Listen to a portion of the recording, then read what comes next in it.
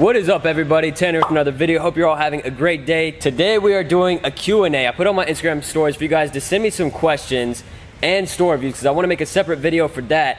And a lot of people just sent store reviews, so we have a small amount of questions. It's not been too long since I posted the story, so we have a list of a few that we're going to be going through and answering, based on our opinions. And we have different opinions and different views on what we do, strategies, methods, whatever you want to call it. So I felt like it would be better to have Hayden in this instead of just me to get different overviews and what we do. So I have a list here on my computer. The first one asked is just, how do I recognize trends? I guess they're asking, within products and finding, a product that will actually sell and make money, how do they recognize those trends and catch it before it's too late? Like, if you try to sell fidget spinners now, you're too late.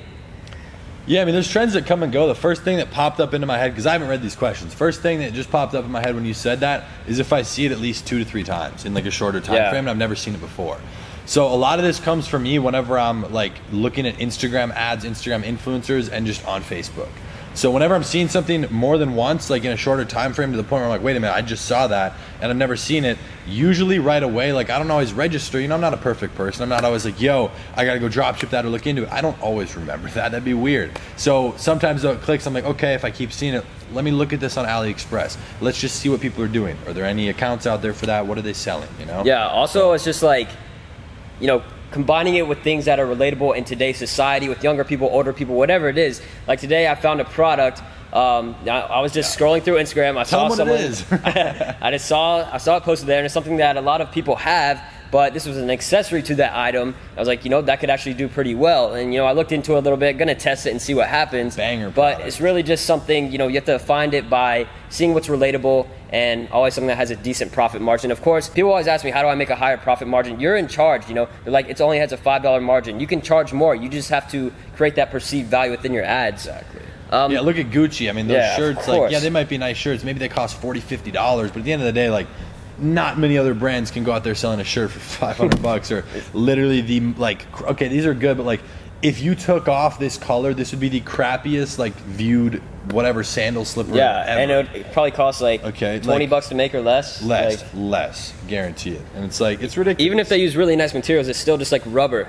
Yeah, with some colors. And there's on a lot of different stuff, with products, making sure that people can see it as a want versus a need. Like you obviously want to push more towards the need aspect because people, if it's a want, they can justify why they don't need it right now. So that's kind of one thing. But just with the trend of it itself, you never actually know it's a trend until you test it. Yeah. And the second question that I have is, someone asked me, what advice do we have for them as a beginner who wants to start dropshipping and start their own business? And the two things I'm going to say right off the bat is just focus more on product testing and actually product research instead of just trying to make a cool store. Everybody can have a cool store, but not everybody can make money if you don't know how to do product research and test products. Really when it comes down to it, having a cool store is good and everything, something that looks really nice and professional, but if you don't have any products on there that are selling or you're not testing anything, then there's no point of having a professional store. Exactly. If there's not people coming there, I primarily focus on 2 different things. This is what I teach people. This is what I focus on with all my own stores. I focus on the product end of things, not only just finding a product, but doing all the competitive research behind that, comparing the pricing so that I have the most optimal price point, finding ads that already have social proof, building off of that, the right ad copy, and then like 80 to 90% of my attention is just marketing. Now, before either of those things can happen, I have what's called my pre-structure. So this is what I do when I'm doing all my research before that, before I build a single store or run a single ad. There's like hours and hours, sometimes dozens of hours worth of work that goes into that to make sure it's actually going to work, because I don't want to put a lot more time and money into something that I'm not like extremely confident with. Not everything works, but just how it goes. What's your view? Like, a lot of people will ask like general store or niche store to start. I always love niche. I don't ever want to do I always do general.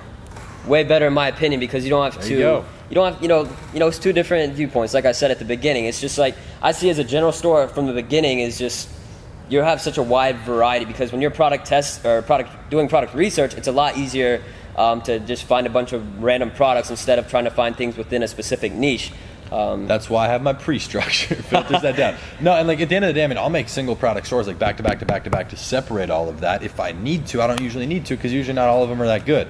And I narrow it down so much on the testing. Obviously, the only way to know is testing. But for me, it becomes a nightmare on the back end with the pixel data and email marketing when it comes to a general store. So that's why, and I'm terrible at coming up with names that are general. You typically got to make up a word Bulls.com. We'll see. All right, so another question that sort of relates to what we're talking about right now is, should beginners start with influencers or Facebook? Everything's changed a lot in the past, year since we first started YouTube and talking about what we do. I'll let you go first. What do you think? If you would have asked me a year ago, I would have said influencers. If you would have asked me right now, I would ask you a question in return and say, what's your budget? Okay, and it also depends on the product, because not every product is good for influencers. Actually, very, very few are. You already know that. That's the space that we really dominated. So right now, I would say Facebook. You're going to need a little bit higher budget. The thing is, Facebook, if you don't have a product that you can utilize on influencers, you're going to have to go Facebook. Yeah. Someone's phone is ringing. Anyways, so you're going to have to go on Facebook, which means there's a lot of skills you have to learn in there. Like influencers, you can get lucky. You're not going to get like lucky on Facebook ads. Like, I don't really see that happen. Just the thing I see with influencers now, if you're starting off with it, it can be good, but can also be very bad. I see nowadays with influencers is that it's a lot of low margin stuff. That's the easiest stuff to sell on Instagram because people don't have a huge budget, and it's mostly kids that if they find a little product that costs $10, they'll buy it most likely, or their parents will buy it for them. But as far as Facebook goes, there's a lot more variables involved, and if you can learn those variables and understand what they do, then that can lead to a lot more success. Yeah, there's other variables. I mean, Facebook itself has way more things that go into it. It's as simple as that. I mean, Instagram, like influencers, there's 3 buttons: follow the influencer, message the influencer, I don't know, pay the influencer. If the product does good, if it's like a hit or a miss, and you don't control exactly who sees it. Like anyone can come across an Instagram post. Whereas the Facebook, obviously it's more specific, but like the back end targeting on that, I mean, that can be very overwhelming. It was for me for many, many months, even like up to a year. So it's going to take you more time and more money to learn, which is fine, but just know that going in. Patience is a very big key within this. A lot of people walk in the door with dropshipping. Oh, this is going to be easy. I remember you always bleep everything out. Facebook is a BS. You're not going to bleep that out, are you? Like maybe half of it. Oh, come on. This kid, PG. Anywho, what's the next question? The next question. Facebook ads. Short answer, Facebook. Yeah, I would just say that and stay patient. You're not going to make $1,000 a day from the product. Yeah, exactly. General.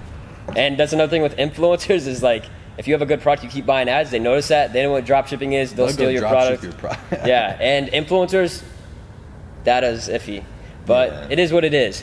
The next thing I've gotten asked is, we sort of gone through a lot of them. You guys mostly ask very broad and basic questions. Next time we do a Q&A, we try to narrow it down to I didn't narrow these, but I know because I do this stuff as well. Yeah. So you got to the questions that you believe will better help the entire audience.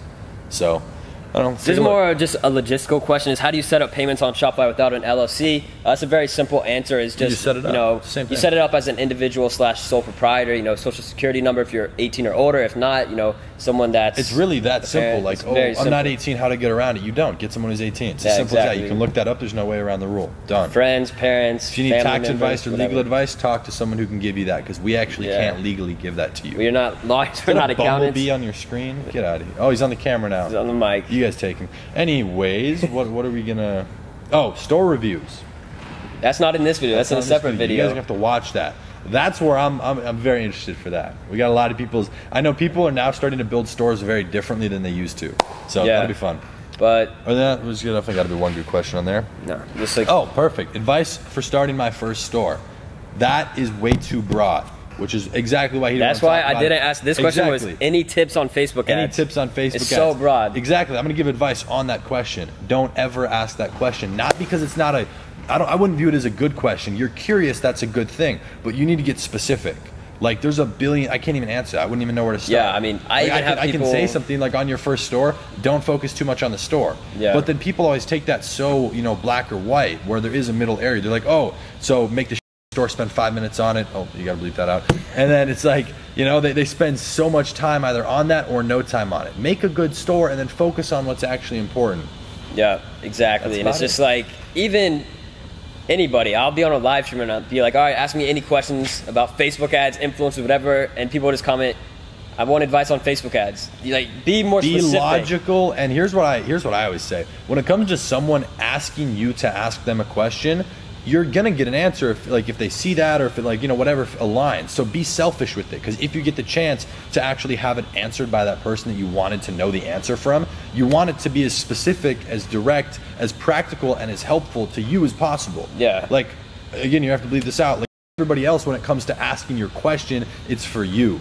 That's it. And now that we're on this topic, it's like not even just on social media and like DMs and stuff, like in person. Let's say you meet, you know, some guy you've always wanted to meet, Grant Cardone, Ty Lopez, whoever it is, you know, you want to be able to ask questions that can actually help you in the future. You don't want to ask them something, how do I make money with $100? Yeah, and don't ask them something they always get asked. That's that's something they just automatically indicate. This, you know, they'll be nice and maybe answer it for you, but it's like, you know, they're much more intrigued and admire you more if you ask a more specific question, you know, based on, you know, what they do. Yeah, like they'll be like, oh, interesting. Like asking something to Ty Lopez about YouTube I met ads. someone once, and I'm like, I know that you blew past this point. I'm sure I don't know you. You know, obviously you don't put everything out there. I'm sure you've had your struggles, both mental, financial, anything. I'm here. I'm this age. I've been doing it for this long. This is the financial structure. What advice would you recommend I stay away from? I asked a very specific question based on how much money I make, and I said, like, what financial rules would you follow? What would you play in? Like, not saying like, oh, how much of my money should I save? Like, that's a bad question. Getting it on their specific situation. So they don't have to go in depth, but they can definitely give me a few key points because they've been there. You know, that's a question that most people wouldn't get asked, just as an example. Well, that's going to conclude this short little Q&A session. The next video will be store reviews. I haven't done one in a while, but I know you guys love them. But we will see you guys there. Hey, before you forget, there's something really cool. There's actually kind of 2 things that they can do, sometimes 3 on this video. That's actually free. Actually, call it 4. Like, comment, subscribe, notification. Those are all 4 free things to do. 4, yeah, you can do 4. You can do all 4 if you're like lucky. the video. If you didn't like the video, don't just dislike it. I wish YouTube created this feature where it had a dislike button, but it forced you to submit why. I know some people just put like you're a cunt or anything like that. However, you know, these things help us. If you don't like our videos or you want to know more specific things, let me know why or don't. Exactly. But yeah, guys, hopefully you enjoyed this video. If you did, make sure to leave a like, comment, and subscribe. Peace.